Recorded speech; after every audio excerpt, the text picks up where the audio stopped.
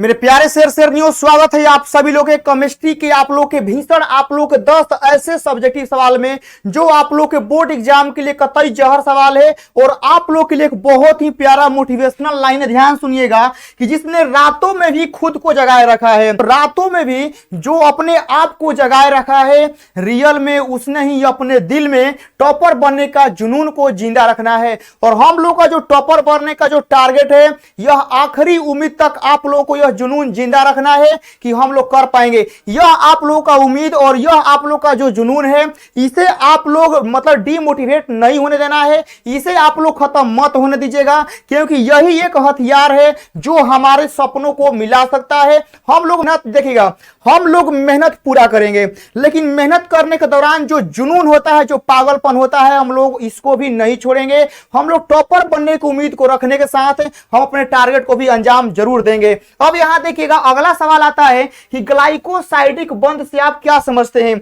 यह सवाल आप लोग के लिए बेहद इंपॉर्टेंट है। अब इस सवाल को हम लोग समझते हैं कि यह बंध आप लोग का रियल में क्या होता है। देखिएगा, बोला गया है ग्लाइकोसाइडिक बंध क्या होता है। देखिएगा कि ग्लाइकोसाइडिक बंध कार्बोहाइड्रेट अणुओं को जोड़ने वाला एक प्रकार का ईथर बंध होता है, जो दो मोनोसैकेराइड के बीच ऑक्सीजन से बनता है। इसे आप लोग हम कहते हैं ग्लाइकोसाइडिक आप लोग का बंध होता है। यह आप लोग बहुत अच्छे से समझ गए होंगे, कोई दिक्कत नहीं है, ठीक है ना। एक बार फिर से समझाना चाहेंगे कि ग्लाइकोसाइडिक बंध जो होता है, यह ऐसा बंध होता है कि जो कार्बोहाइड्रेट, ठीक है ना, शर्करा को हम लोग कार्बोहाइड्रेट कहते हैं, इसके अणुओं को जोड़ने वाला एक प्रकार का ईथर बंध होता है। याद रखिएगा, यहां पर जो आप लोगों को बोला गया है, यह एक प्रकार का ईथर बंध होता है जो दो मोनोसैकेराइड के बीच में ऑक्सीजन से बनता है, ठीक है ना। ये आप लोग अच्छी तरह से क्लियर हो गया होगा।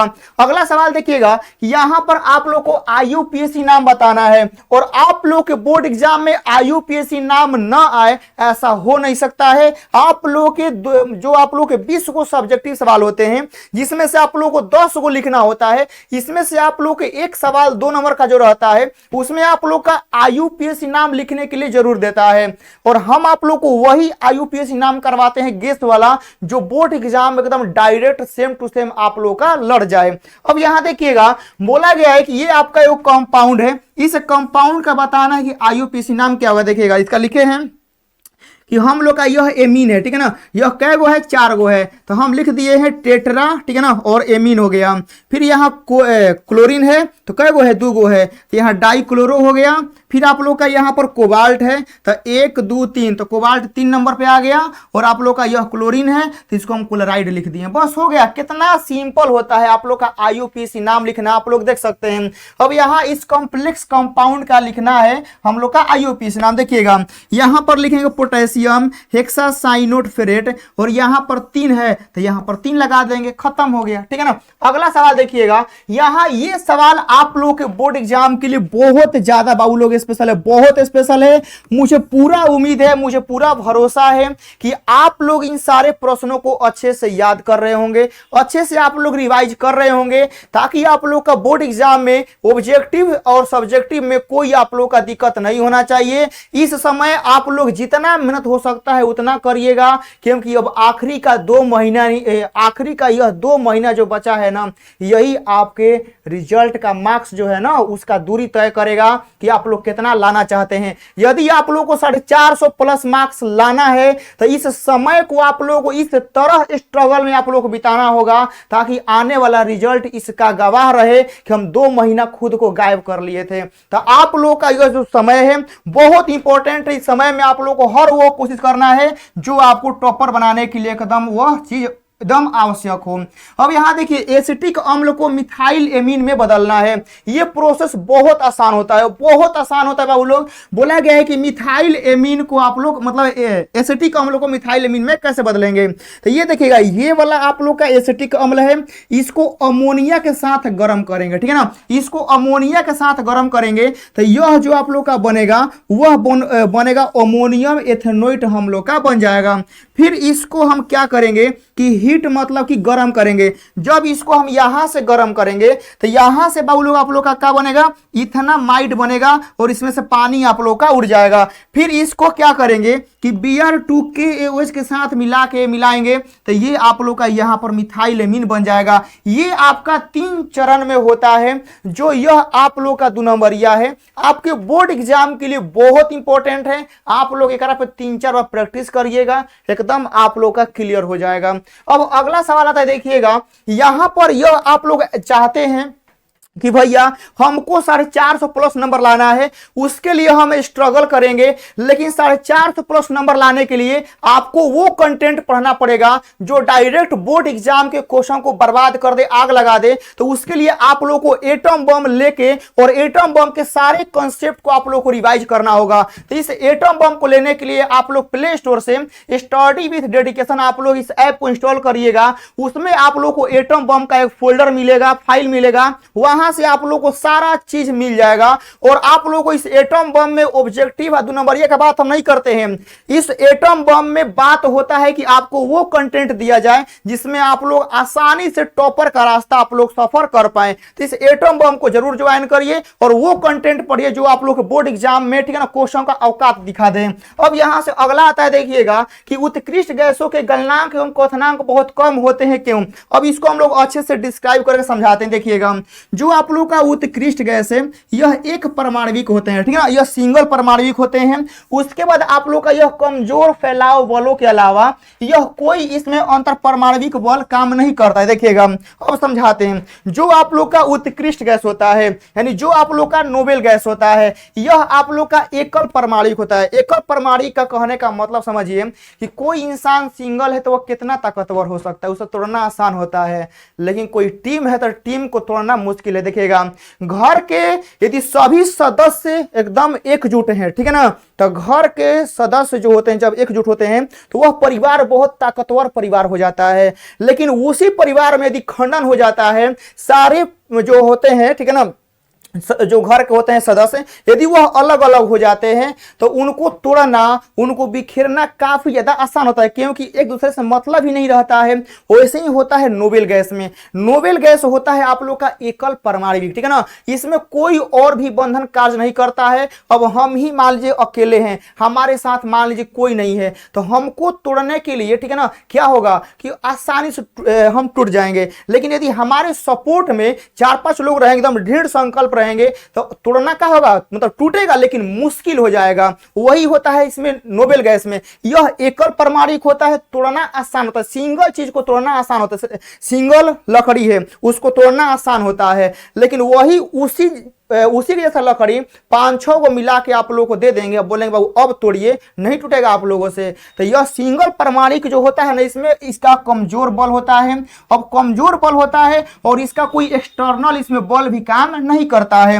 अब कमजोर बल रहता है तो इसको तोड़ने के लिए कम ऊर्जा की आवश्यकता होगी ना, तोड़ने के लिए कम ऊर्जा की आवश्यकता होगी। और यही क्या होता है, कम ऊर्जा की आवश्यकता होती है तो यह बहुत कम तापमान पे द्रवित हो जाता है। बहुत कम तापमान पे क्या होगा, यह लिक्विड हो जाएगा और इसका क्या होता है, क्वथनांक जो होता है वह आप लोग का कम होता है। यह आप लोग का यहां पर हो गया। और देखिएगा क्या आप जिंक के पात्र में कॉपर सल्फेट को विलयन बोला गया है, क्या आप जिंक के पात्र में कॉपर सल्फेट के विलयन को रख सकते हैं बाबू लोग? तो हम लोग नहीं रख सकते हैं। क्यों? देखिएगा एक आप लोग बताते हैं कि प्यार मोहब्बत कितना सच्चा हो, सरकारी नौकरी कॉन्ट्रैक्ट में आते ही वो झुक जाता है, वो टूट जाता है, ठीक है ना।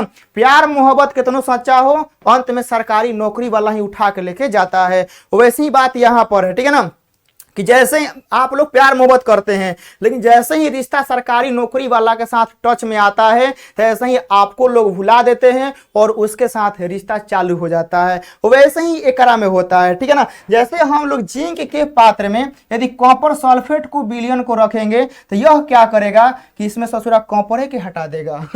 मतलब कॉपर सल्फेट में देखिएगा यहां पर आपको बताते हैं, ठीक है ना, ध्यान से आप लोग सुनिएगा। जैसे देखिएगा यहां पर हम लोग का कॉपर सल्फेट होता है, देखिएगा CuSO4 होता है। इन लोगों का पहले से प्रेम मोहब्बत चल रहा है, ठीक है ना। कॉपर का और सल्फेट का प्रेम मोहब्बत क्या है, चल रहा है, ठीक है ना, मतलब बचपन का प्यार है। लेकिन जैसे ही हम लोग जिंक के संपर्क में लाते हैं, देखिएगा जैसे ही हम इसके जिंक के संपर्क में लाएंगे तो जिंक है सरकारी नौकरी वाला, कहेगा इस भिखारी के साथ तुम रह रही हो, आओ हमारे साथ, ठीक है। तो यह क्या करेगा, सल्फेट चल जाएगा जिंक के साथ है, और यहाँ कॉपर को क्या करेगा, कॉपर को छोड़ देगा अकेला। इसीलिए हम लोग नहीं रखते हैं क्योंकि कॉपर को अलग कर देगा। बचपन का प्यार है इसीलिए तो भुलाना ठीक है नहीं है, इसी वजह से हम लोग नहीं रखते हैं। कॉपर को क्या करेगा, अलग कर देगा। अब अगला सवाल देखिएगा कि निम्नलिखित में से आप लोगों को इलेक्ट्रॉनिक विन्यास आप लोग बताना है कि आप लोग का इलेक्ट्रॉनिक विन्यास जो होता है बाबू लोग वह क्या होता है। देखिएगा इलेक्ट्रॉनिक विन्यास बहुत आसान होता है, दुनिया का मतलब केमिस्ट्री में जो सबसे आसान टॉपिक है ना वह यही है इलेक्ट्रॉनिक विन्यास। दूध पीने वाला बच्चा भी लिख देगा। देखिएगा यहाँ पर स्केडियम का परमाणुिक संख्या 21 होता है, इसका लिखना है, ठीक है ना। तो आप लोग याद रखें एस में हम लोग का 2 हो जाता है, 2 हो गया है, पी में 6 हो जाएगा, ठीक है ना, पी में हम लोग का 6 हो गया। अब यहाँ देखिएगा हम लोग का 21 को क्या करना है, लिखना है। तो अब यहाँ देखिए 1s2 2s2 2p6 3s2 3p6 4s2 और 3d1। अब देखिए यहाँ पर जोड़िए 2 हो गया, 2 हो गया, 4 अच्छे 10 2 12 12 अच्छे 18 18 2 20 1 21 हो गया ना। तो यह आपको हो गया। हम इसको एक और तरीका से लिख सकते हैं, कैसे देखिएगा कि 2 2 4 4 6 10 2 12 6 18 यानी 3p तक कितना आ रहा है, 18 आ रहा है। और 18 जो होता है वह ऑर्गन का होता है। तो हम लोग अक्रिय गैस में भी इलेक्ट्रॉनिक विन्यास लिख सकते हैं, सही माना जाएगा, ठीक है ना। यह देखिए ऑर्गन का अकेले होता है 18, यहाँ 2 20 1 21, ऐसे भी आप लोग लिख सकते हैं। अब यहाँ देख कॉपर का लिखना है Z29 का हम लोगों को लिखना है। तो अब यहाँ देखिएगा 1s2 2s2 2p6 3s2 3p6 करेंगे, 3d10 और यहाँ 4s1 हो गया। देखिएगा हम लोग का सबसे पहले एस में भरता है 2, ठीक है ना, एस में 2 होगा और आप लोग का डी में 9 होगा। लेकिन अब देखिएगा डी क्या है ना कि डी में आप लोग या तो पूर्ण भर मतलब पूर्ण मान लीजिए फुल भरना होगा, यदि ओकरा से एगो कम रहेगा ना तो वो छीन लेगा, ठीक है ना, छीन लेगा। जैसे याद रखिएगा होता है ना कि प्यार से आ जाना तो फिर जबरदस्ती आवेगा पड़ी, तो वैसे ही कहानी होता है डी में, ठीक है ना। यदि इसके पास देखिए डी को भरने के लिए 10 गो चाहिए कक्षा, मतलब 10 गो इलेक्ट्रॉन चाहिए। यदि डी में कहीं 9 गो है, ठीक है ना, तो यह एगो कहीं ना कहीं से भर लेगा, ठीक है ना कहीं छीन के झपाटा मार के, ठीक है ना कसहू अपन ऑर्बिटल जो है वो पूरा कर लेता है, ठीक है ना। यह डी बहुत खतरनाक होता है। अपन पूर्ण भरने के लिए चाहे आधवा भरने के लिए तनी मनी कम रहेगा ना तो किसी का इंतजार नहीं करता है, कसहू फुल करवाइए लेगा। तो वैसे ही आप लोग यहाँ पर जो देख रहे हैं आप लोग का पूरा यहाँ पर आप लोग देख लीजिएगा कि इसमें आप लोग का क्या किया, इसमें 9 गो आता, ठीक है ना। यहाँ पर देखिएगा यहाँ पर आता 4s2 और यहाँ पर होता 3d9, ठीक है ना। लेकिन हम बोले ना कि इसमें भरने के लिए बस एगो इलेक्ट्रॉन चाहिए, तो हेकरा में से एगो इलेक्ट्रॉन क्या करता है, छीन लेता है। अब हेकरा में क्या हो जाएगा, एगो हो जाएगा और यह 10 गो फुल हो जाएगा, ऐसा कहानी होता है इसमें। अब चलेगा अगला आता है कि मेथनॉल और एथेनॉल में अंतर बताइएगा। देखिए बहुत ही सिंपल अंतर होता है कि दोनों रासायनिक रूप से एल्कोहल है। देखिएगा मेथनॉल और एथेनॉल दोनों एल्कोहल ही है, ठीक है ना। बस इसमें अंतर क्या होता है कि मेथनॉल में 1 कार्बन परमाणु होता है और एथेनॉल में 2 गो होता है। अब यहाँ देखिए एथेनॉल सामान्य शराब होता है और मेथनॉल जहरीला शराब होता है। देखिए तो तानी सा दोनों एल्कोहल है, मतलब दोनों जहरे है, दोनों मुआइबे करेगा, लेकिन एगो जल्दी मुआएगा एगो तनी देरी से मुंह आएगा, समझ गया ना। दोनों का दोनों क्या है, जहरे है। तो इसमें आप लोग बस यही समझना था कि मेथनॉल जो होता है वह आप लोग का 1 कार्बन परमाणु का होता है और एथेनॉल 2 कार्बन परमाणु का होता है। एथेनॉल नॉर्मल शराब होता है, तनी मरने में टाइम लगेगा, ठीक है ना, मतलब धीरे धीरे मारता है, ठीक है ना, धीरे धीरे।